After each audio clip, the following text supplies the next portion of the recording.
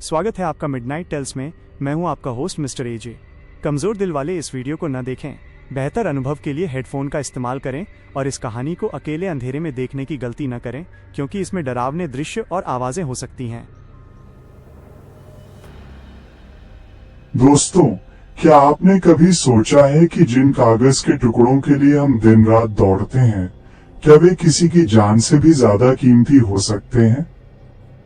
आज की कहानी उत्तराखंड के पहाड़ों के बीच बसे सेंट टेरेसा बोर्डिंग स्कूल की है। एक ऐसी जगह जहां किताबों की खुशबू नहीं, बल्कि पुराने कफन और सड़ी हुई लकड़ी की गंध आती है। तो अपने कानों में हेडफोन डाल लीजिए, लाइट बंद कर दीजिए और अकेले अंधेरे में इस कहानी को सुनने की गलती बिल्कुल ना करें, क्योंकि आज की क्लास आखिरी होने वाली है। ये घटना करीब 2 साल पुरानी है।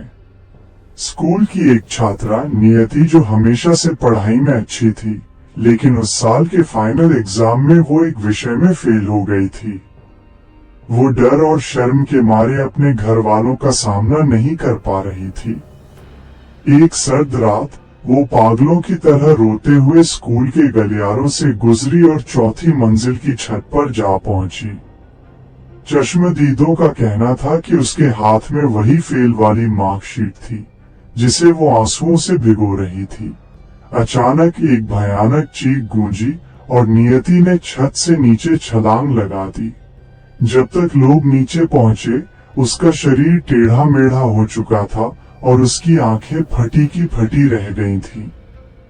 नियति की मौत के ठीक 13 दिन बाद स्कूल के हॉस्टल में डरावनी घटनाएं शुरू हो गईं। आधी रात को लड़कों के डॉर्मेट्री में अचानक तापमान गिर जाता। एक रात राहुल नाम का छात्र नींद में ही उठकर चलने लगा। उसके पीछे पीछे और भी 5 छात्र कतार में चलने लगे, जैसे कोई उन्हें वश में कर रहा हो। वे सब हॉस्टल के गलियारे से होते हुए सीधे उसी छत की ओर बढ़ रहे थे जहां से नियति कूदी थी। उनकी आंखें पूरी तरह सफेद हो चुकी थीं।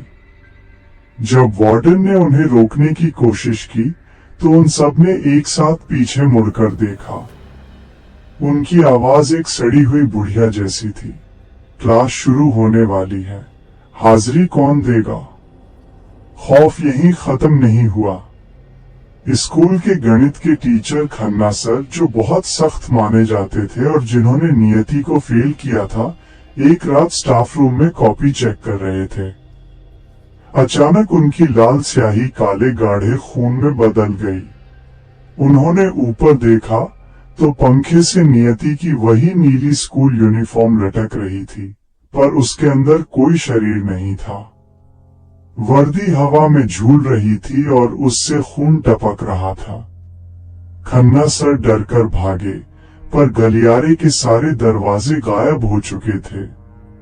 तभी दीवारों से एक ऐसी आवाज आई जैसे कोई पुरानी हड्डियों को पीस रहा हो। दीवारों पर हजारों चौक के टुकड़ों ने हवा में तैरते हुए लिखा, फेल। सुबह खन्ना सर उसी स्टाफ रूम में बेहोश मिले। उनकी पूरी खाल सफेद चौक जैसी सख्त हो चुकी थी। स्कूल के प्रिंसिपल मिस्टर डिसूजा, जो इन सब बातों को अंधविश्वास मानते थे, एक रात अपने केबिन में काम कर रहे थे। अचानक उनके कंप्यूटर की स्क्रीन अपने आप चालू हो गई और उस पर नियति की मौत वाली रात की सीसीटीवी फुटेज चलने लगी। फुटेज में उन्होंने देखा कि छत पर नियति अकेली नहीं थी। उसके पीछे एक बहुत लंबा और डरावना साया खड़ा था, जिसकी आंखें आग की तरह जल रही थीं। प्रिंसिपल का गला सूखने लगा। तभी उनके पीछे से एक गूंजती हुई आवाज आई, जो पुरानी फाइलों के फटने जैसी थी। सर, मेरा रिजल्ट अभी अधूरा है। प्रिंसिपल ने पीछे मुड़कर देखा तो उनके सामने वही भयानक साया खड़ा था। उस चीज ने अपना हाथ उठाया और प्रिंसिपल के माथे पर अपनी नुकीली उंगली से एक निशान बनाया। प्रिंसिपल को महसूस हुआ कि उनके दिमाग की सारी यादें कोई सुई से खींच रहा है। उनका शरीर धीरे धीरे पारदर्शी होने लगा और वे एक पुराने स्कूल डस्टर की तरह राख बनकर झड़ने लगे। प्रिंसिपल के गायब होने के बाद स्कूल में मौत का ऐसा सिलसिला शुरू हुआ जिसने पूरे उत्तराखंड को हिलाकर रख दिया।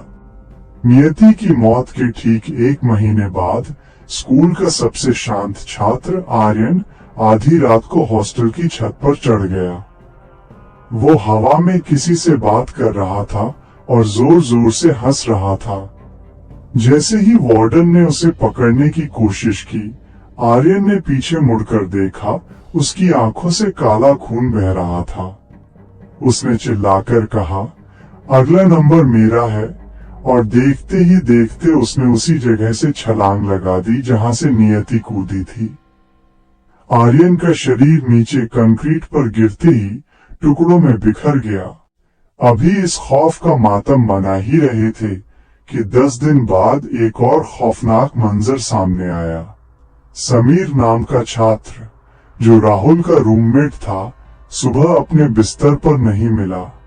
जब सफाई कर्मचारी बाथरूम में गया तो उसकी चीख निकल गई। समीर ने शावर की पाइप से अपनी स्कूल बेल्ट का फंदा बनाकर फांसी लगा ली थी, पर डरावनी बात ये थी कि उसके पैर जमीन से 3 फीट ऊपर थे और उसके सीने पर चाकू से बड़े बड़े अक्षरों में लिखा था, प्रैक्टिकल अधूरा है। हड़कंप मच गया। माता पिता अपने बच्चों को स्कूल से ले जाने लगे, लेकिन सारिका नाम की एक लड़की वहीं फंसी रह गई क्योंकि उसके घर वाले शहर से बाहर थे। सारिका नियति की सबसे अच्छी सहेली थी। एक रात हॉस्टल की मेस किचन में अचानक आग की लपटें दिखाई दी। जब लोग वहां पहुंचे तो नजारा देख रूह कांप गई। सारिका ने अपने ऊपर केरोसिन डाल लिया था। वो आग की लपटों के बीच खड़ी होकर नियति का पसंदीदा गाना गुनगुना रही थी। जैसे जैसे उसका शरीर जल रहा था, वो दर्द से चिल्लाने के बजाय जोर जोर से हंस रही थी। आग की लपटों में जलते हुए उसने आखिरी शब्द कहे, अब हम सब साथ पढ़ेंगे। इन लगातार 4 मौतों के बाद सरकार ने तुरंत कार्रवाई की और सेंट टेरेसा बोर्डिंग स्कूल को हमेशा के लिए सील कर दिया गया। स्कूल बंद हुए पूरे 5 साल बीत चुके थे। सेंट टेरेसा अब महज एक खंडहर बन चुका था, जिसकी दीवारों पर काई और जंग लग चुकी थी। तभी शहर के 6 मशहूर यूट्यूबर्स का एक ग्रुप द घोस्ट हंटर्स वहां पहुंचा। उनका मकसद था इस जगह को महज एक अंधविश्वास साबित करना और वहां की भूतिया कहानियों का मजाक उड़ाना। ग्रुप का लीडर रोहन कैमरे के सामने हंसते हुए बोला, दोस्तों, आज हम दिखाएंगे कि यहाँ कोई भूत नहीं, सिर्फ डर का कारोबार है। जैसे ही वे स्कूल के मुख्य हॉल में दाखिल हुए, उनके कैमरे के लेंस अचानक चटकने लगे। बिना किसी हवा के हॉल के बीचों बीच रखे पुराने म्यूजिकल इंस्ट्रूमेंट्स अपने आप बजने लगे। तभी ग्रुप की एक सदस्य तन्वी चिल्लाई। उसने देखा कि धूल से भरी जमीन पर किसी ने घसीटते हुए पैर के निशान बनाए थे, जो सीधे दीवार के अंदर जा रहे थे। तभी अचानक पूरे स्कूल की बिजली, जो बरसों से कटी हुई थी, एक भयानक आवाज के साथ जल उठी। स्कूल के गलियारों में सड़ी हुई वर्दी और जले हुए मांस की गंध फैल गई।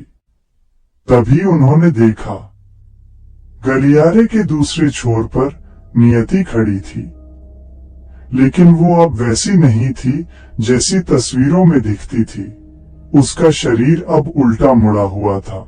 उसके बाल फर्श पर सांप की तरह रेंग रहे थे और उसकी आंखों की जगह 2 गहरे गड्ढे थे, जिनसे काला तेजाब जैसा तरल टपक रहा था।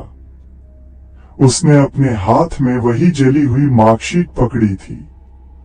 जैसे ही शूटिंग शुरू हुई, उनके साथ रूह कंपा देने वाली घटनाएं घटने लगी। साउंड रिकॉर्डिस्ट अमित ने अपने हेडफोन में कुछ सुना और पीला पड़ गया। उसने सुना कि उसकी अपनी मां की आवाज उसे पुकार रही थी, लेकिन वो आवाज धीरे धीरे एक भयानक चीख में बदल गई। अचानक अमित के कानों से खून बहने लगा और उसके हेडफोन के तार उसके गले में सांप की तरह लिपट गए। वो हवा में उठने लगा और उसका दम घुटने लगा, जैसे कोई अदृश्य हाथ उसे फांसी दे रहा हो। वहीं दूसरी ओर कैमरामैन विक्की ने जब कैमरे के नाइट विजन में देखा तो उसे अपने चारों तरफ जलते हुए छात्र दिखाई दिए। सारिका की रूह, जिसके आधे चेहरे से अभी भी आग की लपटें निकल रही थीं, विक्की के कैमरे के लेंस के बिल्कुल करीब आई। उसने कैमरे पर अपनी जलती हुई उंगलियां रखीं और विक्की की आंखों के सामने ही कैमरा पिघलकर उसके हाथों से चिपक गया। बाकी लोग भागकर हॉस्टल की तरफ गए, जहां उन्होंने देखा कि फर्श पर हजारों कीलें अपने आप जमीन से बाहर निकल रही थीं। नियति का साया अब हर तरफ था। वह दीवारों पर मकड़ी की तरह रेंग रही थी। उसने रोहन को पकड़ा और उसकी जीभ पर चौक से एक्स का निशान बना दिया। रोहन ने जैसे ही चिल्लाने की कोशिश की, उसके मुंह से शब्दों की जगह सफेद चौक का बुरादा निकलने लगा। तभी स्कूल की छत से वही घंटी बजी, इंटू टन टन टन तारांकन। 6 में से 3 लोग वहीं पागल हो चुके थे। नियति ने अपनी टेढ़ी गर्दन घुमाई और एक ऐसी आवाज में बात की जो इंसानी नहीं थी। तुमने कहा था कि यहाँ कुछ नहीं है, अब तुम खुद यहाँ का हिस्सा बनोगे। अचानक स्कूल की सारी दीवारें सिमटने लगीं। उन यूट्यूबर्स ने देखा कि जिन कमरों में वे छिपे थे, वहां के दरवाजे दीवारों में तब्दील हो गए। वे वहां जिंदा दफन होने लगे। सुबह जब गांव वालों ने स्कूल के बाहर उनकी गाड़ी लावारिस देखी तो पुलिस अंदर गई। अंदर कोई इंसान नहीं मिला, लेकिन स्कूल के प्रिंसिपल के केबिन में रखे डिस्प्ले बोर्ड पर 6 नई तस्वीरें लगी थीं। उन तस्वीरों में वे सभी यूट्यूबर स्कूल की वर्दी पहने बैठे थे। उनके चेहरे नीले पड़ चुके थे और उनकी आंखों में वही खौफ था जो नियति की मौत के वक्त उसकी आंखों में रहा होगा। आज भी उस YouTube चैनल पर वो आखिरी वीडियो मौजूद है, लेकिन उसे प्ले करते ही सिर्फ नियति की हंसी और आग में जलने की आवाजें सुनाई देती हैं। सेंट टेरेसा ने साबित कर दिया था कि कुछ सच साबित करने के लिए जिंदा रहना जरूरी नहीं होता। अगर आपको ये कहानी पसंद आई तो इस वीडियो को लाइक करें और मिडनाइट टेल्स को सब्सक्राइब करके बेल आइकन को दबाना न भूलें। और अगली कहानी कौन से विषय पर लाऊं, ये कमेंट में जरूर बताएं।